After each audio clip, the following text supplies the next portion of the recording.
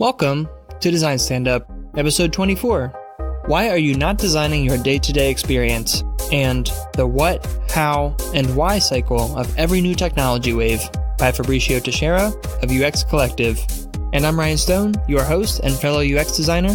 Welcome to the show. If it's your first time listening, here at Design Stand-Up, I'm partnering with top blogs in the design industry to read you well-crafted articles from the best in the biz. My goal is to help you learn about design on the go so you can spend less time staring at a screen and more time doing what you love. And before we get to today's post, I have a question for you. Do you like free stickers? I know you do, because come on, who doesn't love a good sticker?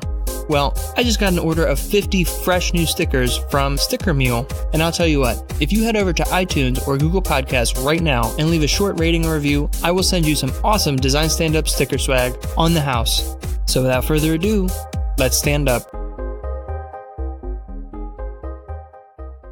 Why are you not designing your day-to-day experience? By Fabricio of UX Collective. The other day, a coworker and I were chatting about our phone's home screens and the way we organize our app icons.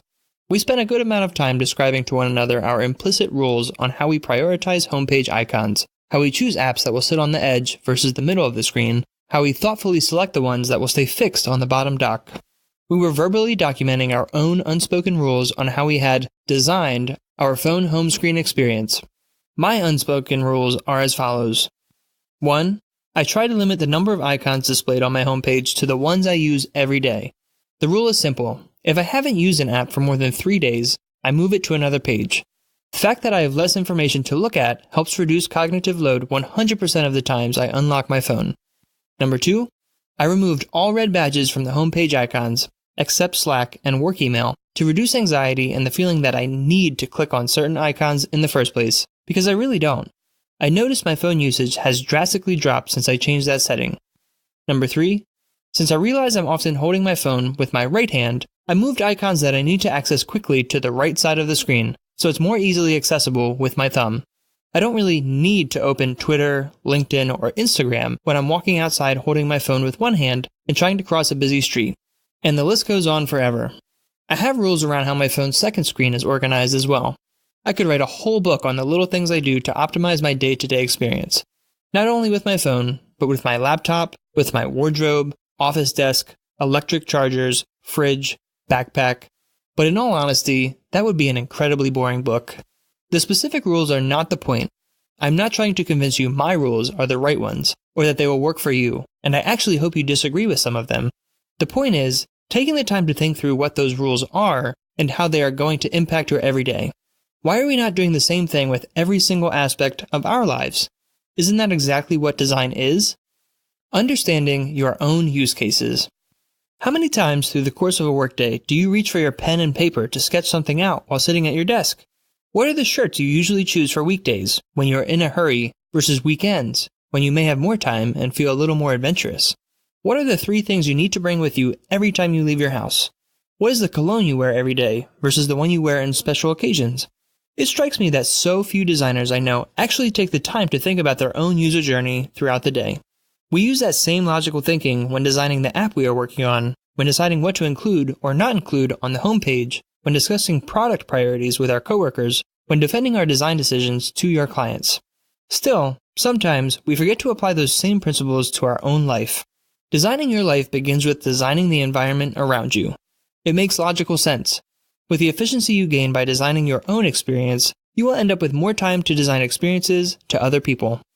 Defining your personal KPIs, or key performance indicators. Design is all about making decisions that prioritize one metric over another. What metrics are important to you? Here are a few examples. Metric number 1, less time spent. What are the tasks you repeat every day that you can optimize or automate to save your time? From using Buffer to schedule my social media posts, to setting up if this, then that recipes that will help me manage the UX Collective, I'm constantly paying attention to time-consuming tasks that are repeated at a certain frequency, and finding ways to automate them or eliminate them altogether. Metric number 2, less forgetting. How can you reduce the number of times you forget things?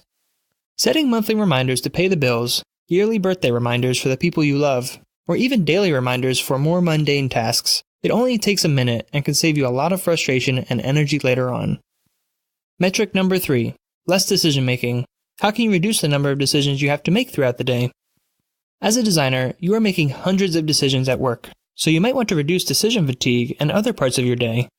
Make sure to define your personal priorities. Some people, like me, prefer to wear the same color every day to avoid decision making in the morning, but do not want to give up on choosing a different restaurant every night, or vice versa. And metric number 4, less cognitive load. How can you free up your brain from processing excessive amounts of information all the time? Look at the world around you with the eyes of a designer. Aren't there too many pictures on your living room wall? Too many objects sitting on your desk? Too many apps on your phone home screen? Take a pass at every environment you interact with throughout your day and ask yourself the question, what can I eliminate from here to open up more breathing room for my eyes and brain? Owning your daily experience. Being mindful of your own daily experience shows that you care about yourself and others around you. As designers, we spend so much energy thinking about our users' experience that we forget that, as humans, we deserve better experiences too. It's time we move from default choices to more deliberate ones, at every aspect and every level of our lives.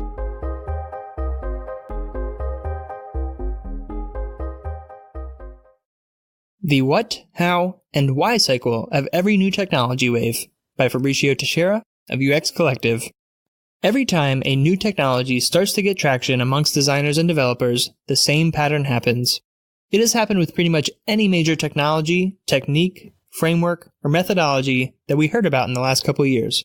Chatbots, artificial intelligence, design sprints, augmented reality, responsive design, React Native, hamburger menus, design thinking, design ops, you name it. First, we get excited about the what.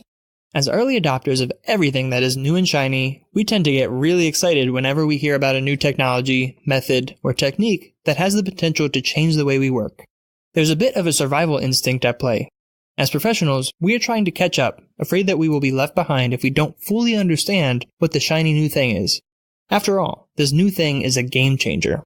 Quickly, technology sites and blogs are all over it. Responsive design will change the way you work. Augmented reality, the future of mobility, is here. Chatbots will disrupt 2 million jobs by 2020. Because we want to seem smart on social media, we share those articles about blank with everyone we know. After all, we are the specialists in our field. We are at the forefront. We not only know what the future will look like, but we want to be the first ones to tell the rest of the world. They better click and learn more about blank before it's too late. Suddenly, blank starts popping up in the schedule of well-known design conferences around the world. It's the gold rush to own blank. Industry gurus can't wait to share their estimates on how much ROI blank will bring to companies by the end of the decade.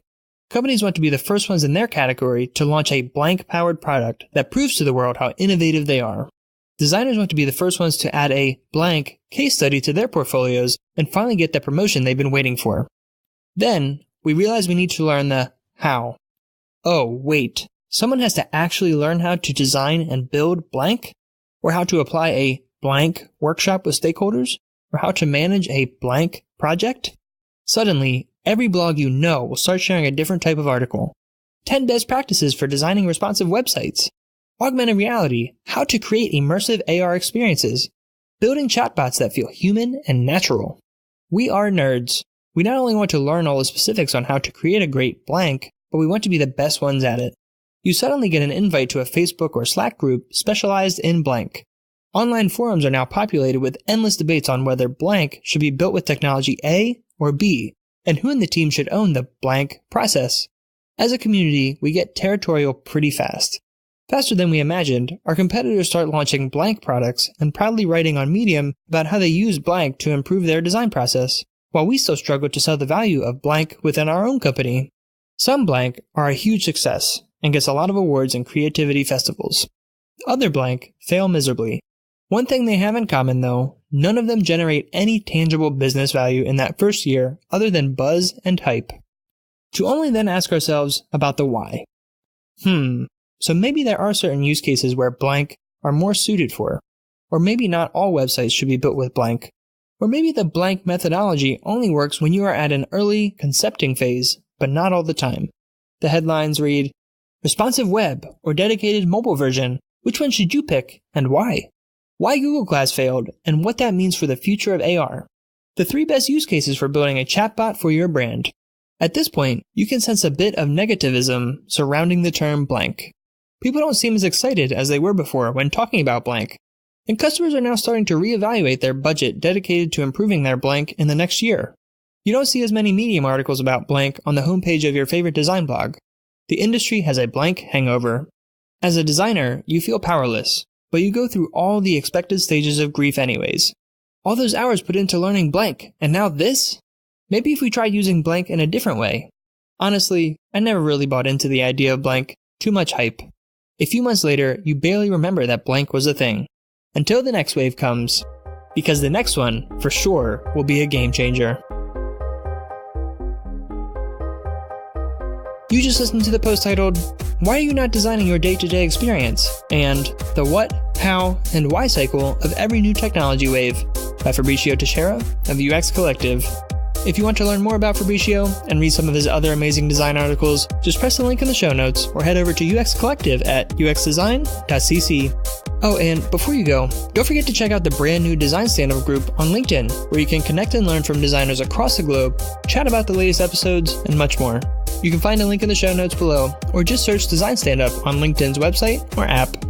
Well, that's all I have for you today, guys. It's been a pleasure. Until next time, fill up those coffees, turn up those tunes, and let's design a better world.